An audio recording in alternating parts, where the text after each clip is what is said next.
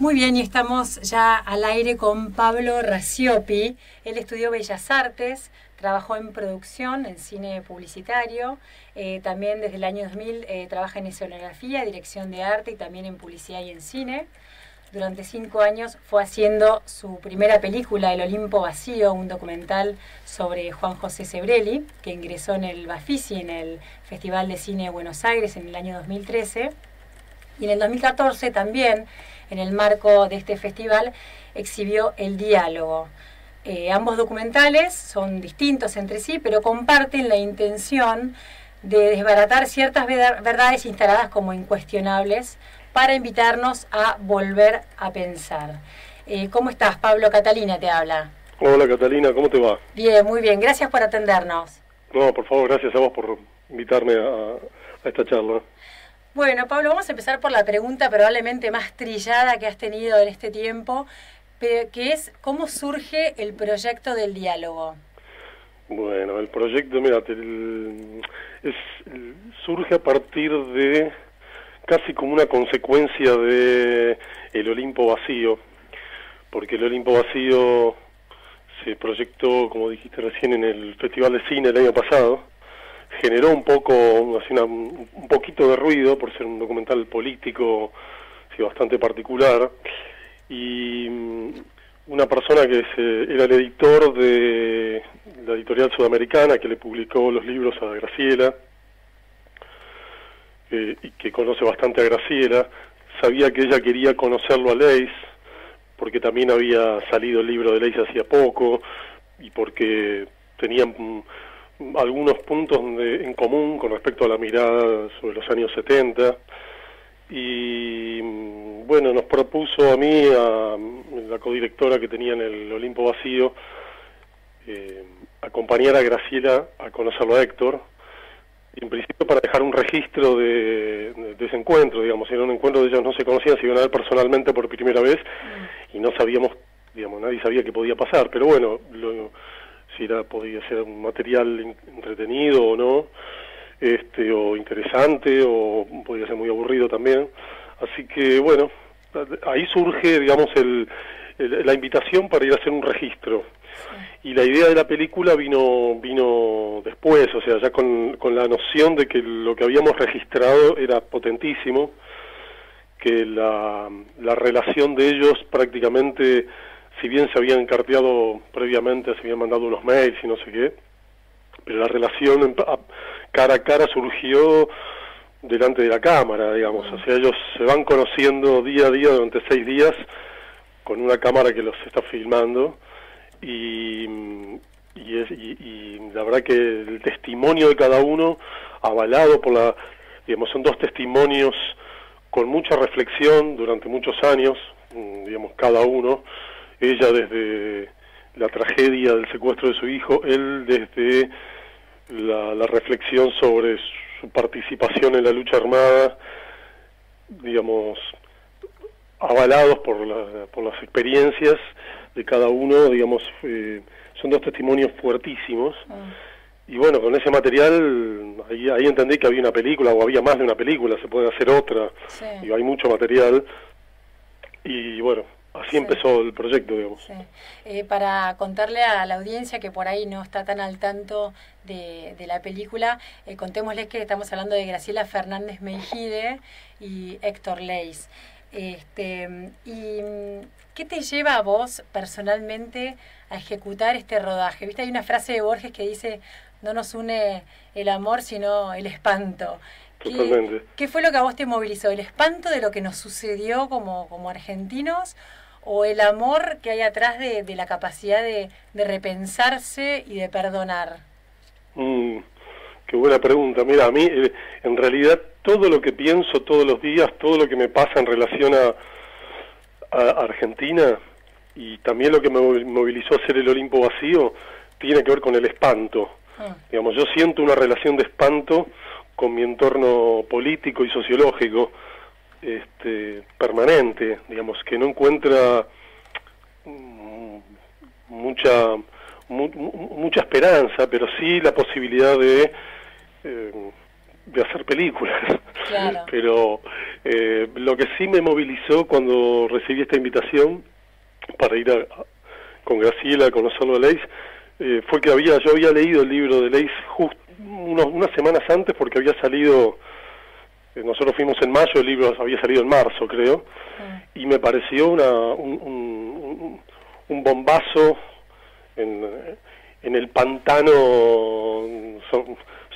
sobre los 70, digamos, claro. en una cosa que la última década no se pudo discutir mucho y que, digamos, quedó solidificada en una versión oficial con una industria mediática enorme. Me pareció que eso era así una especie de piedrazo en un pantano, en una laguna, digo, generó una onda expansiva que, digamos, cuando recibí la invitación no lo dudé, no me importaba si me iban a pagar, si no me iban a pagar, yo quería ir y conocerlo a Leis y ver si se podía hacer algo con eso, ¿no? Claro, sí. Buenas tardes, Pablo, mi nombre es Elisa, aquí estoy con Catalina. Hola, buenas tardes. Pablo, y esto que acabas de describir tan gráficamente, que estás espantado de las cosas en las que vivimos como sociedad, sin embargo, la película esta del diálogo, en lo personal, a mí me pareció como una especie de luz de esperanza que justamente viene a... Bueno, te describís como una piedra en el pantano, pero quizás es como un lugar donde se puede empezar a transitar hacia un camino más luminoso. Sí, a mí, vos sabés que cuando la veo, mira que he visto el material cientos de veces y he visto la película decenas de veces, y sí, a mí también me deja esa sensación de algo que se abre, porque más que una cosa concluyente, digamos, yo creo que es lo que hace la película es abrir como un ejercicio, la posibilidad de volver a pensar desde otro lugar, desde un lugar donde hay más sensatez y desde un lugar de entender las razones de otros protagonistas de la tragedia de los 70, porque yo creo que, digamos, para que esa herida cicatrice realmente alguna vez, va a haber que entender las razones de muchos de sus participantes, de la gente que participó de un lado o de otro, digamos, con la mayor sensatez, y expandir el mapa del conocimiento de esas experiencias, porque me parece que la reducción que se ha hecho, de que hubo un bando de buenos y un bando de malos, es, además de ser artificial y muy reduccionista, es realmente muy nociva, porque hubo razones que favorecieron un golpe, hubo un consenso generalizado de la sociedad para que sostener ese gobierno de facto, y no, digamos, no fue algo que no apareció un día un señor malo, un dictador malo en una sociedad que era un vergel de felicidad y oprimió a sus ciudadanos. Digamos que es más o menos lo que cuenta el relato oficial de esta década. Sí. Yo creo que la complejidad de todo lo que sucedió en los 70, digamos, es algo que todavía hay que volver a pensar. Vos sabés, Pablo, que cuando vi el diálogo, me acordé enseguida de un artículo que había salido en la sección Enfoques del Diario de la Nación, una entrevista que le hicieron a un filósofo que se llama Philip Joseph Salazar. Y él hablaba, en verdad, sobre todo de la reconstrucción de lo que había sido el problema en Sudáfrica, ¿no? Pero habla de la Argentina y dice, bueno, en Argentina, una mitad de la historia argentina desapareció en el silencio de los que nunca hablarán. Y esto Leis lo dice tan claramente en el diálogo, que mi pregunta es, ¿vos crees que esta puerta que se abre con tu película, crees que hay como un escenario predispuesto de aquellos protagonistas que todavía están con vida a empezar a hablar? Porque, como bien decís, es empezar a sanar. Sí, yo creo que es más un deseo que algo que vaya a suceder en lo inmediato, digamos, porque primero porque hay, de un lado hay voces a las que no les conviene, digamos, el sinceramiento, básicamente porque se ha transformado en una suerte, el relato los ha puesto en un lugar de mucho beneficio, claro, digo, prácticamente un negocio con su merchandising ideológico y jurídico, y su prestigio y su beneficio económico. Y del otro lado hay, no sé, personas que estaría bueno conocer su testimonio, independientemente si después yo estoy de acuerdo o en desacuerdo con esos testimonios, pero hay personas que yo creo que no hablarían, básicamente porque abrir la boca ya los perjudicaría de por sí. Entonces es una situación muy complicada. Yo espero que con el tiempo sí vayan apareciendo nuevas voces, nuevos diálogos, y sobre todo para mí algo interesante que tiene la película es demostrar que dos personas que no tenían nada que ver, pero que uno era un combatiente y la otra era una persona que le mataron un hijo, pueden muchos años después sentarse y dialogar racionalmente, Sí. Y estar de acuerdo en algunas cosas y estar en desacuerdo en otras. Y eso no implica que tenga que mediar el odio entre ellos dos, ni tampoco el amor, digamos. Esas son circunstancias posteriores, pero en principio se puede dialogar, claro. Se puede volver a pensar y se pueden asumir responsabilidades. Pablo, ¿y te sorprendió lo que sucedió después de que hiciste la película? Sí, y todavía me sorprende, porque cada vez que se proyecta en algún lugar, hay cosas que ya vengo corroborando, que son, por ejemplo, que en la superficie no es muy notable, pero sí la herida sigue abierta, pese a que pasaron ya 30 y tantos años, siempre aparece alguien con su necesidad de contar algo, de hacer catarsis, siempre aparece alguien que todavía está enojado, y cargamos con eso como sociedad, o sea, eso lo venimos arrastrando. Y por otro lado también siempre me llamó la atención cómo impacta curiosamente a la gente muy joven, a los que tienen 18, 20, que son quizás los que menos saben y los que menos han leído, y los que solo tienen como un conocimiento muy simple que les han transmitido en el colegio, y que se sorprenden porque no es la primera vez que ven a alguien hablando de lo que pasó en los 70 de ese modo, contando las cosas que cuenta, y se sorprende como si, bueno, ¿cómo esto pasó de esta manera? ¿Cómo a mí no me lo contaron? Y no pasa lo mismo con la gente un poco más grande que arrancó la década, digamos, con los que vivieron la década ganada más tiempo, digamos, los que tienen 25, 30, ellos en general son bastante reacios a todo lo que se dice, pero es en la película, digamos, pues es como un fenómeno que yo lo veo muy nítidamente, es decir, bueno, hay gente que tuvo más un tipo de información y ve la película y la rechaza, y otros que tuvieron menos se sorprenden. Es muy curioso, es como casi como un fenómeno sociológico de esta década, digamos. ¿Y se te ocurrió, después de que hubo gente que por ahí quiso contar su historia o algo, seguir como en esta idea de ser testigo de otros relatos que no han salido a la luz todavía? ¿Tenés como proyectos? Sí, me encantaría. La verdad que estuve hablando con gente muy diversa, pero nada, siento que Leis abrió como esa posibilidad, básicamente yo creo porque era un hombre que, además de ser muy valiente y haber tenido mucha preparación durante mucho tiempo, se decide hablar de esta manera cuando le diagnostican su enfermedad, y aparte estaba viviendo en otro país, con lo cual yo creo que la libertad con la que él pudo hablar fue mucho mayor que la que puede sentir alguien viviendo aquí, que siento que tiene muchas más cosas que la pueden condicionar, pero toda la gente con la que yo voy hablando, siento que hay gente que quiere hablar, pero como si todavía no es el momento, como todavía hay reparos por distintos motivos, digamos. Yo espero que en algún momento, espero que después del que en el 2016 se pueda empezar a hablar un poco más, sobre todo para más que repensar, más que hacer revisionismo, lo que hace falta es conocer la verdad, Sí.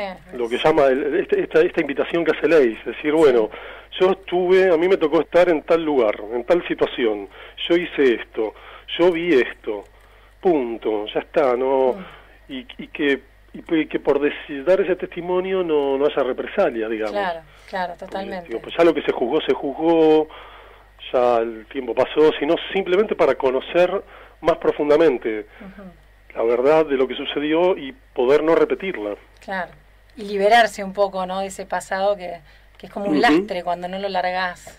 Exactamente. La verdad os hará libres, ¿no? Dice el Evangelio.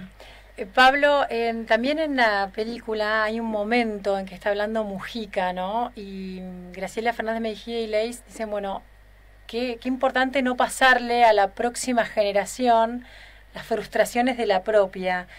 ¿Y crees vos que con esto del discurso tan sesgado desde el oficialismo hay como un traspaso ideológico a grupos tales como la Cámpora, por decirte, no que tiene que ver con lo violento, pero sí con lo ideológico? Sí, hay yo creo que lo que hay es hay una transmisión de ciertas ideas muy básicas que las necesitas como discurso para ejercer tu poder, y que esas ideas básicas necesitan ser sostenidas con una suerte de bronca retroactiva, como decir, bueno, como si, digo, los militares del proceso hoy ya prácticamente no existen como poder, no tienen más poder, son señores muy grandes o han muerto, y transmitirles a los más jóvenes una bronca contra esas figuras que ya son prácticamente fantasmales. No es justo. Es mantener vivo un resentimiento que sí va a cobrar cauce, y que no está bueno que cobre cauce, porque no va hacia ningún lado, y hacia donde vaya va a ser malo. Claro. Así que yo creo que sí, eso es algo muy muy nocivo que ha pasado en esta década. Graciela, hay un momento, no quedó en el documental, pero hay un momento donde decía que cuando le decía qué beneficio tiene, por ejemplo, para los hijos cuando iban a hacer scratches a domicilios de militares, hacer un scratch, ¿qué es lo que les deja? Sí. O sea, que hacer un scratch, digamos, cuando ya hay una justicia actuando y cuando hay cuando socialmente ya han sido condenados y cuando no están en actividad. Es decir, ¿qué sentido tiene el scratch o qué les puede dejar que no sea una experiencia de resentimiento y de odio? Sí. No tiene mucho más sentido. Entonces yo creo que una de las cosas a desandar de esta década y por lo cual es necesario que aparezcan nuevos testimonios es básicamente poder volver a escuchar, poder dialogar y poder entender un poco más razones que de algo que sucedió hace mucho tiempo, pero sin la carga de la actualización del odio, digamos.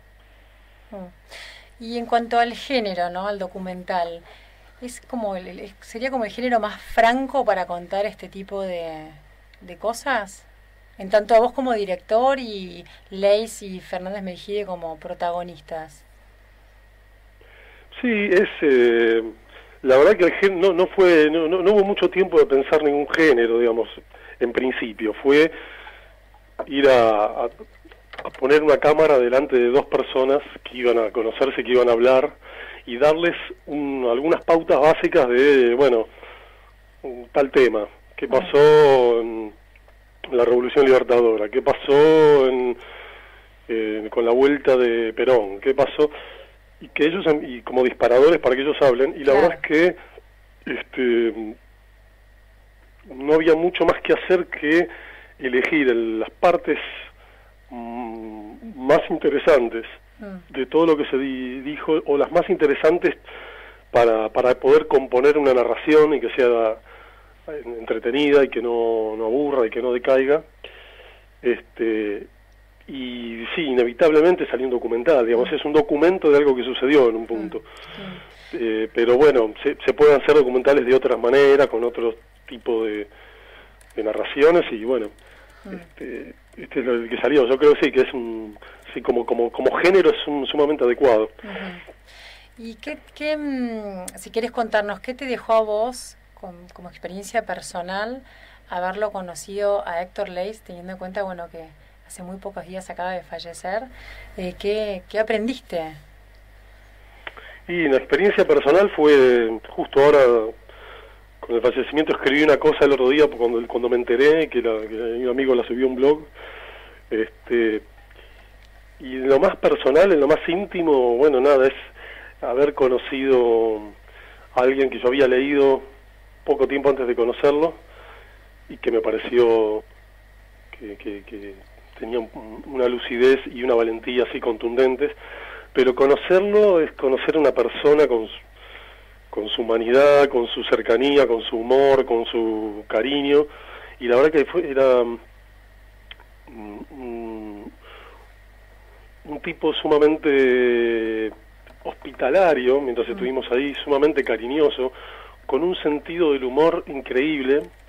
Y a mí lo más como rasgo más llamativo, ya desde el punto de vista humano y fuera de todo lo que implica hablar sobre los 70 y sobre todo este tema, es la entereza con la que Leis llevaba su enfermedad, digamos, que estaba presente todo el tiempo. En algún momento hablábamos de eso, pero no quedó en el documental porque no venía el caso. Pero la verdad es que la entereza con la que Leis se sostenía psicológicamente, digamos, era impresionante. Era como alguien que no negaba lo que le estaba pasando, y todo el tiempo estaba tratando de poder extender su vida y aprender más de su enfermedad, sin perder la energía vital, ni la alegría, ni el impulso por hacer cosas y seguir dejando todo lo que podía dejar de su experiencia hacia el futuro, digamos. La verdad es que muy impresionante. Es un tipo, digamos, era realmente alguien que transmitía algo que es muy difícil de ver, digamos. Como alguien ante la adversidad ante semejante adversidad, y sostenerse con entereza, digamos.